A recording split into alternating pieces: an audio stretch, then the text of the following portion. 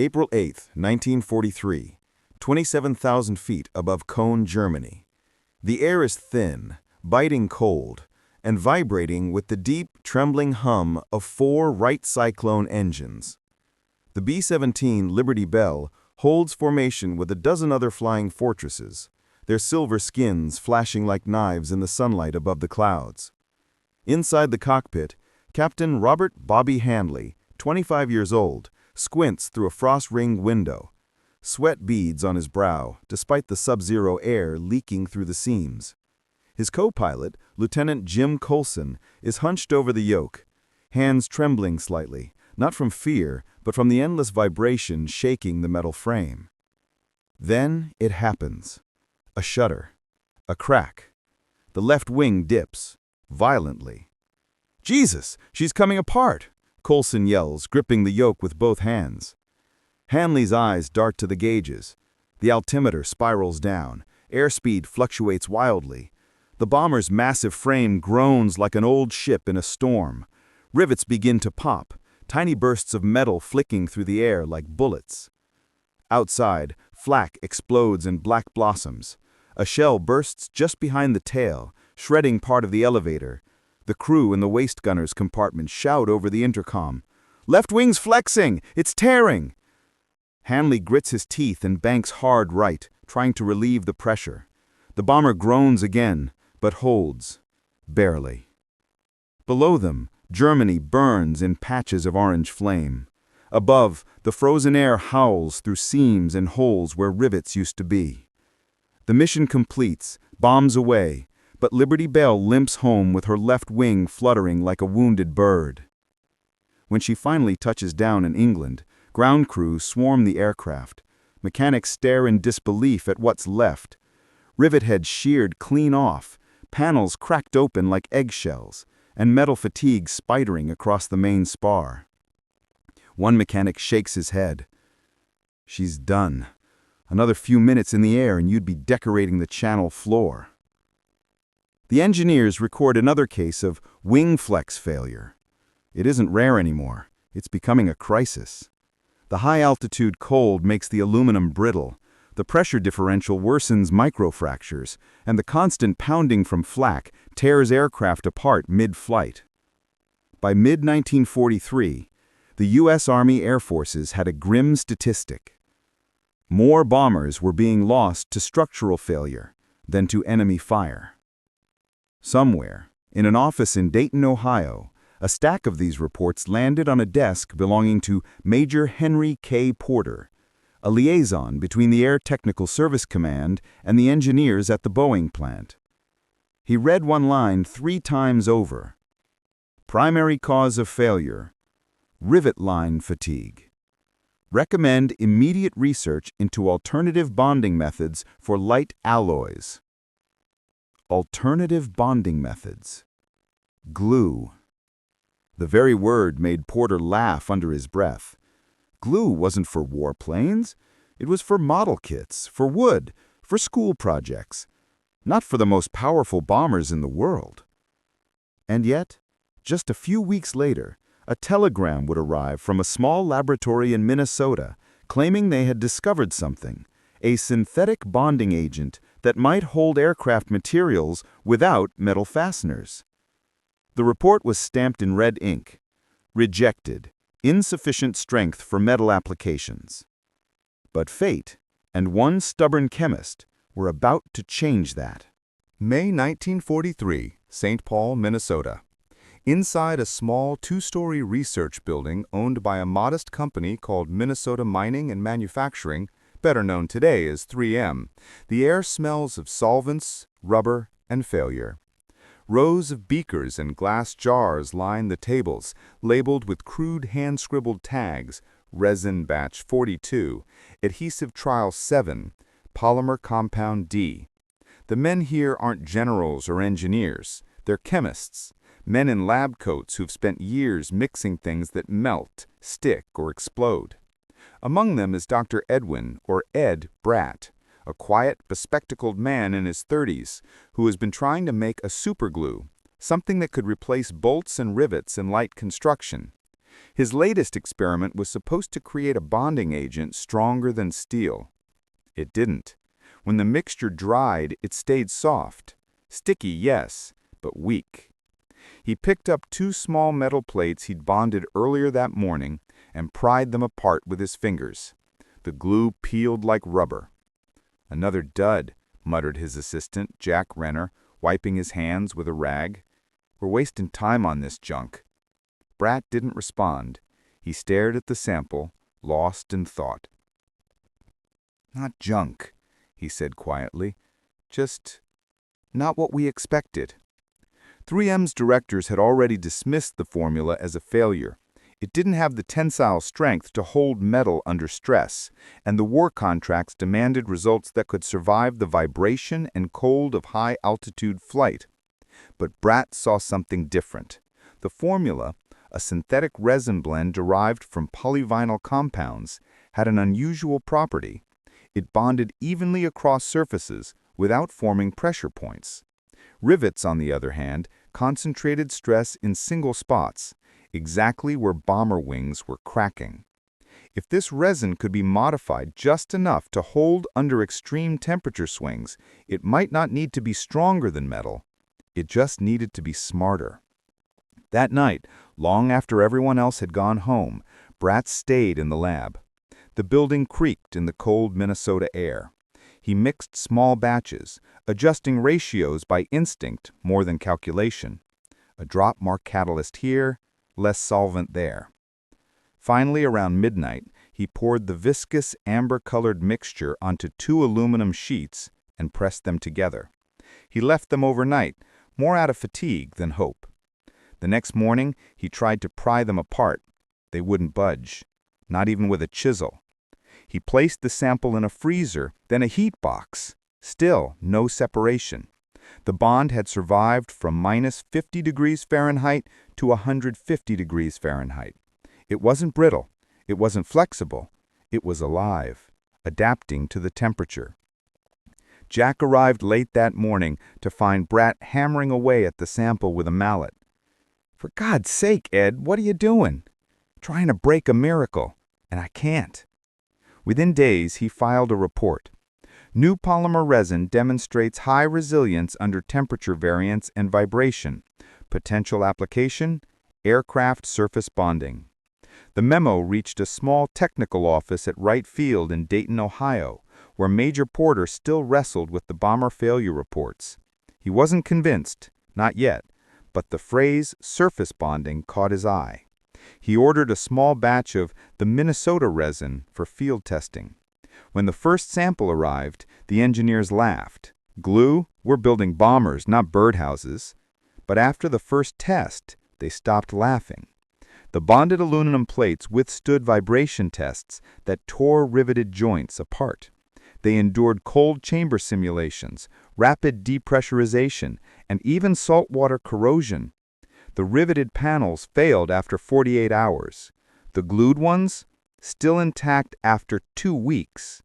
The chief metallurgist wrote simply in his logbook, "Unexpected integrity, possible breakthrough." The stupid glue, as some had mockingly called it, was about to become a classified military material, codenamed Resin 231, and soon to be embedded in the very bones of America's war machines. August 1943, Wright Field, Dayton, Ohio. Rows of half-built aircraft wings gleamed under the harsh fluorescent lights of the testing hangar. The air hummed with drills, rivet guns, and the low murmur of technicians.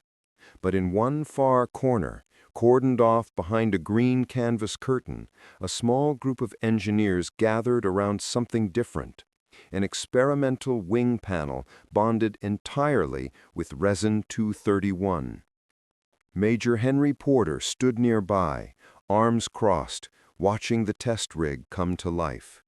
Pneumatic pistons began to flex the panel in slow, rhythmic cycles, simulating the stress of flight, tens of thousands of pounds of torque and vibration.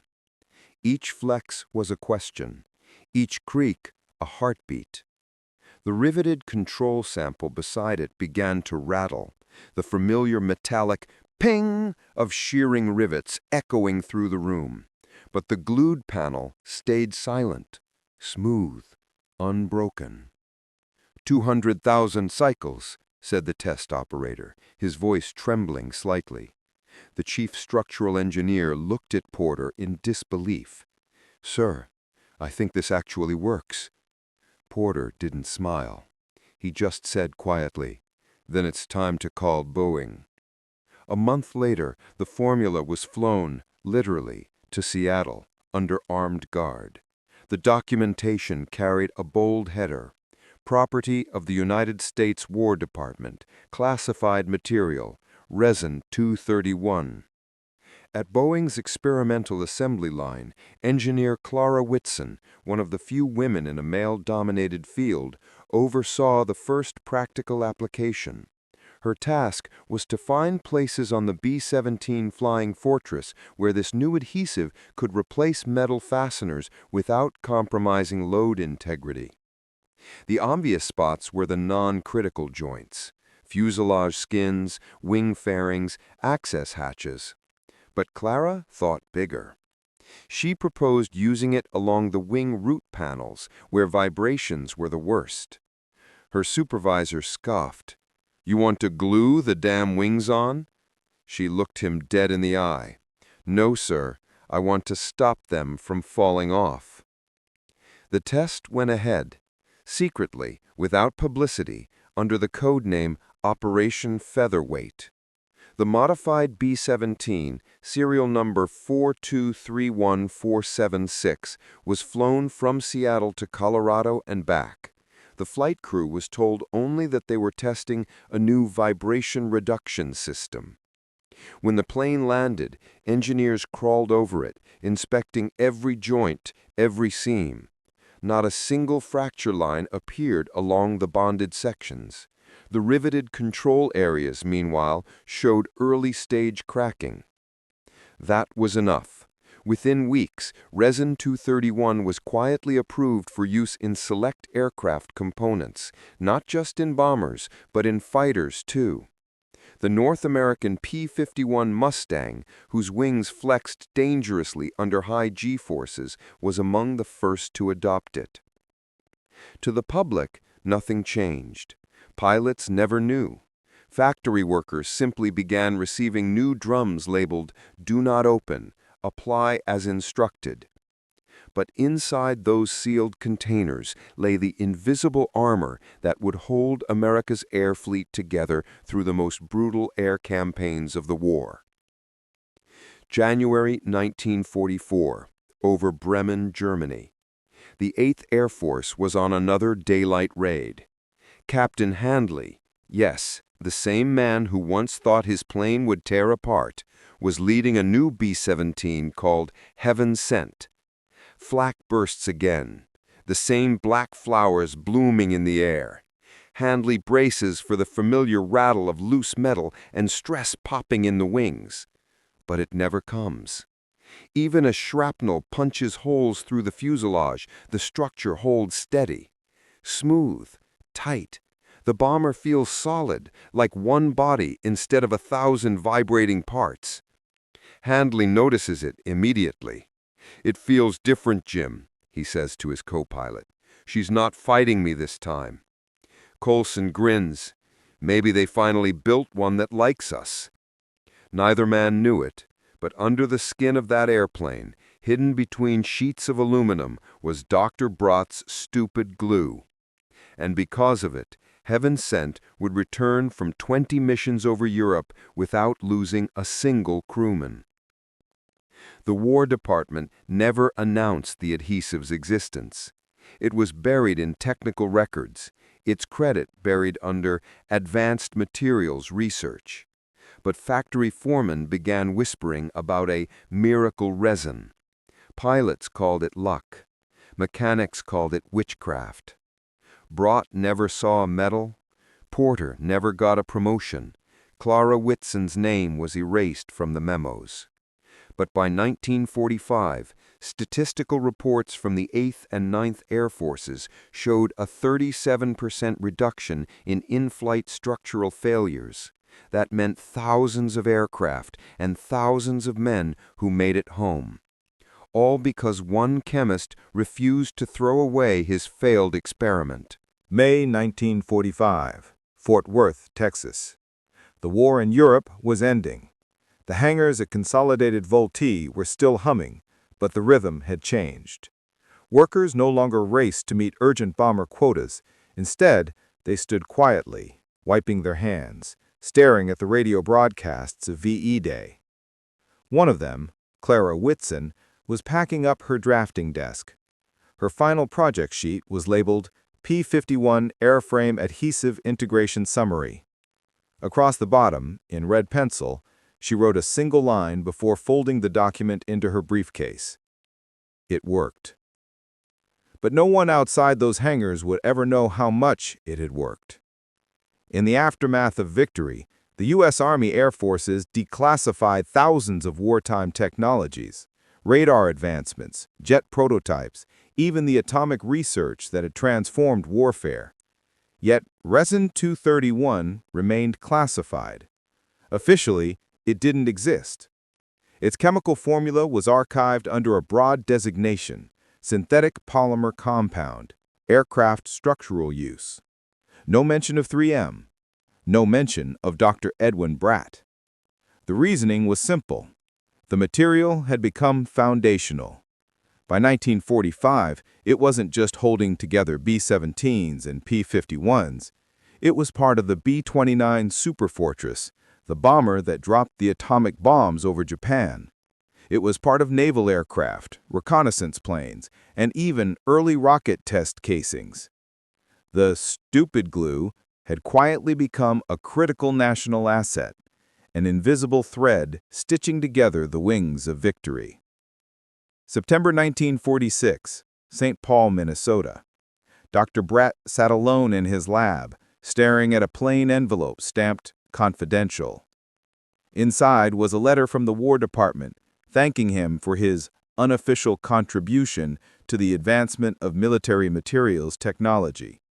No medal, no fanfare, just 2 lines and a signature.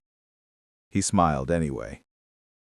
On his desk sat a small piece of aluminum, 2 panels still bonded together, the original test sample from that long night in 1943. Despite years of temperature shifts and humidity, the bond was still solid. He ran his fingers across the seam. You couldn't even feel where one plate ended and the other began. Jack Renner walked in, older now, hair streaked with gray. "You ever gonna throw that thing out, Ed?" Bratt shook his head. "Nah, every time I look at it, I think of those boys flying home over the channel." He paused. "I don't need a medal for that." 1952, the Korean War. Jet fighters now sliced through the sky at speeds Bratt could hardly have imagined a decade earlier. Yet deep inside their sleek aluminum bodies, the descendants of Resin 231 still held everything together. The formula had evolved, refined, strengthened, but the principle was the same: bonding without breaking. 3M eventually released the civilian version of the adhesive under a new name: Scotch-Weld Structural Epoxy. Engineers used it in bridges, cars, and even spacecraft. NASA's early capsules would use derivatives of the same chemical concept to survive the vacuum of space. From the thin air of 27,000 feet to the edge of orbit, all from one mistake in a Minnesota lab. 1984, Dayton, Ohio. In a small corner of the Air Force Museum, a restored B-17 Flying Fortress sits, gleaming under soft lights. The plaque beside it lists its specifications: wingspan, engine type, bomb load. Nothing about adhesives. Nothing about polymers. A tour guide gestures toward it. "This plane, like many others, made it back from over 20 missions. Tough old bird." An older man in the group, gray-haired, thin, wearing glasses, lingers after the others move on. He runs his hand along the smooth curve of the wing. The metal feels warm, alive, as if it still remembers the sky. "It's Dr. Edwin Bratt. No one recognizes him. He doesn't introduce himself, he just smiles faintly and whispers, "You held together, didn't you?" The guide looks over. "Sir, you say something?" Brat shakes his head. "Nah, just admiring the glue that kept them flying." The guide laughs. "Glue? On a bomber?" Brat just smiles again, his eyes soft with memory. "Yeah, you'd be surprised what holds the world together." From a stupid formula that everyone wanted to throw away, to the invisible lifeline that kept thousands of men alive at 30,000 feet. It wasn't just chemistry. It was faith in failure, in curiosity, and in the courage to look at a mistake and see a miracle.